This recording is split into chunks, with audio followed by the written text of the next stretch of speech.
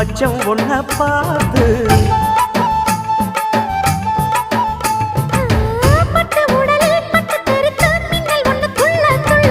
வெக்கம் துடிக்க விளக்கணைக்க ஜன்னல் கண்ணை மூடிக்கொள்ள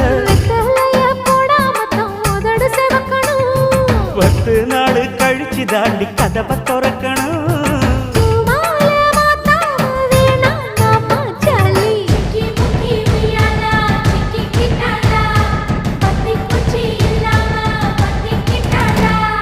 மச்சாங்கிட்ட முந்தானைய தந்து வப்பாளா,